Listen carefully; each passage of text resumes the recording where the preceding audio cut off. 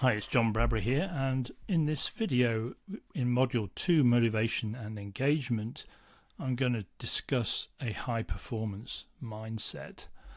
And so here's what we're going to cover in this video. What is a high-performance mindset and how to get focused and organized. So let's start off with high-performance mindset. So I've got a definition that I've created for a high-performance mindset. This is quite a complex definition. And it is that you have a high-performance mindset, and this is, I'm thinking about the Frontline Leader, obviously, when you include your relationships, your actions, your focus of attention, your energy, your team, and the systems you operate in your field of awareness and constantly work to improve all of these to deliver results. So this is a very complex challenge, a complex continuous improvement project. It requires taking personal responsibility, i.e. the view that you are not a victim of circumstance and that you can take responsibility for all of these areas in your working life.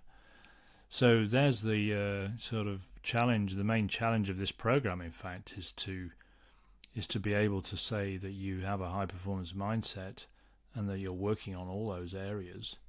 And we're going to touch all those areas as we go through this program, or we're already starting to, in fact, in Module 1. So when it comes to the high-performance mindset, then when it's the relationships, I'm thinking of your manager, your team members who you are the leader of, and then your peers, and then other departments who you may or may not collaborate with from time to time. And then with actions, an audit of your actions will reveal whether they are aligned with the goals or not. And what I'm thinking of there is distractions and getting sidetracked with actions that aren't necessarily aligned with the goals. Focus of attention is where you place your attention and your priorities and how you manage distractions, and whether you can say no to distractions. And your energy is all about self-care. So there is a module on self-care which will look at your energy and how you're managing your energy. And then your team is considering your team and how to improve their engagement and turn them into a high-performing team or make them into a higher-performing team than they are now. So these are all things to consider with your high-performance mindset, and to consider all these areas where you can improve.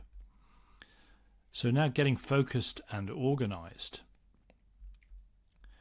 So the first thing is, this may look a little bit trivial, but I don't think it is. I think the housekeeping and tidiness are really important outward signs of how focused and organized you are, because the external environment reflects your internal environment. So what I'm going to ask you to do is give yourself marks out of 10 for housekeeping and tidiness of your own work area, the area that you live in your workplace. And if you score yourself anything less than 8 out of 10, then that's something that I'd like you to address and just share in the community where you're at with this. What mark did you give yourself, and then let us know when you get it above 8 out of 10, because I think this is a really key area. Like if you have an office, for example, that you share with people, is that clean and neat and tidy and well organized, or is it a mess? And so if you're in an office that's a mess and people keep coming into that office, then you're telling them something non-verbally about your state, your internal state. It's just like the chances are, if your office area is disorganized, then maybe your thinking might be a little bit disorganized, and we want to do something about that. So here's an area of focus for this particular video.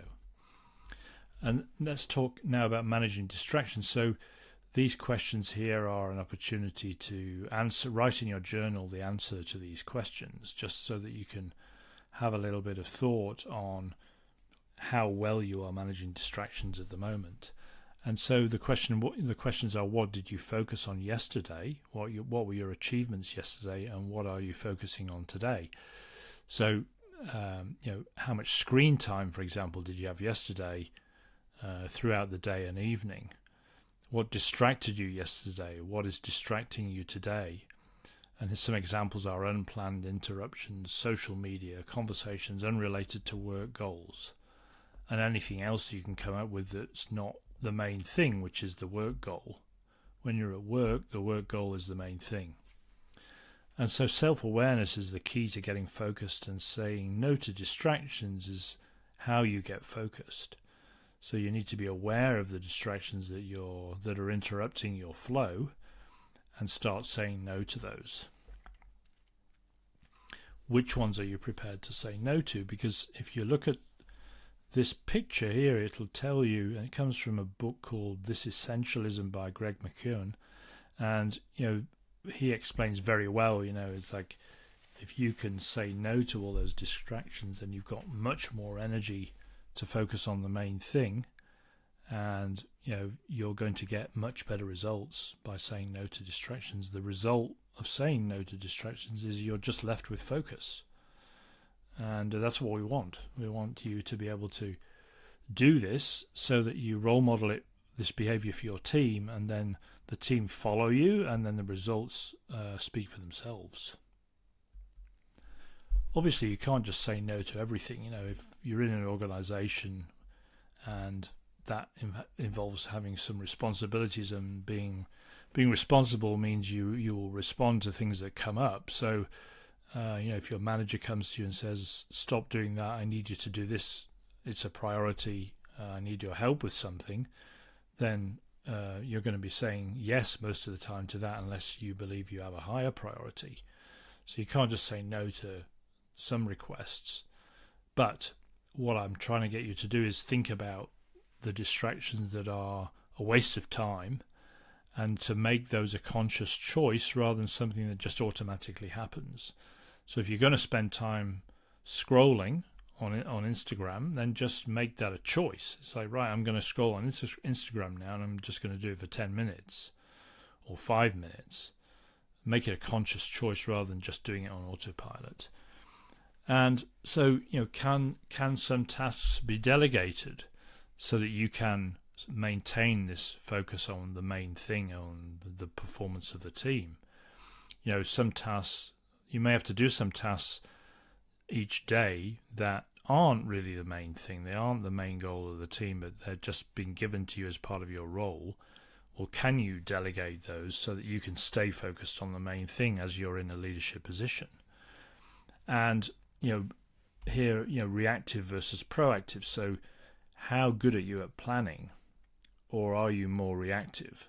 Because if you're good at planning, then you're more likely to be able to stay focused rather than getting distracted by having to react all the time to things that happen. If you're being more proactive, then you're much more likely to be able to do that main focus that Greg McKeown was talking about in that picture. And so planning is a very important activity, and I want you to consider how much you are behaving in a reactive way every day, or whether you're on top of things, and that doesn't happen very often. Is your plan visible to you and your team? So does the team know today what they're doing tomorrow? That's a good sign that you're being proactive. And if there is a plan for tomorrow and it's visible, and the team know where it is, it's just a sign that you're more organized, and the team will appreciate that. And again, as leaders, what you focus on is mirrored by your team. So if you're not planning much and being very reactive as the leader, then you're sort of forcing the team into being the same. Whereas if you're much more proactive and thinking ahead and planning ahead for tomorrow and the rest of the week and next week, then that's going to make things easier for the team. Your mindset is mirrored by the team. Here's the benefits of getting focused. So you're going to see better results with the main goal when you focus on it. Obviously, the more energy you put into something, the more you're going to see improvement in that area. And if you do that, if you get really focused like that, just try it. Just get incredibly focused for a day and see how you feel about yourself. You'll probably feel a lot better about yourself, because you'll be getting things done that need to be done, that are priority, and you'll see results. And the team will definitely respect you for being that focused and leading the way. And I believe that when we behave like this, we become more motivated because we see results. And it's a snowball effect. You get highly motivated because you're getting very focused. Your team see you getting highly motivated and focused, and they get more motivated. And then there's just generally a sense of accomplishment as the results improve. The team gets better and better at delivering the main goal when they're focusing on that all the time. So there's such a powerful benefit of getting focused. Here's that book that I mentioned earlier, Greg McKeown's This Essentialism, and then there's another book here called Deep Work by Cal Newport. Now, I've read both of these. They're excellent books for talking about how to get focused and different strategies for managing distractions and really getting so that you're not getting distracted, and ways to stay very focused. Both great books. Recommend them to you. And the actions coming out of this video are to mark yourself out of 10 for the tidiness of your office work area. Take action to increase that score to greater than 8 out of 10 if you're scoring yourself below 8. And if you're already at 8, can you get to 9 or 10 even for that office work area? List common recurring distractions that you encounter in your work. And can you take action to reduce or eliminate any of these distractions? Can you just say no to some of them, for example, social media, so that you end up being a highly focused leader? And use a planner to plan tomorrow, today, and share this with the team. This will be a step towards increasing proactivity if you don't do it already.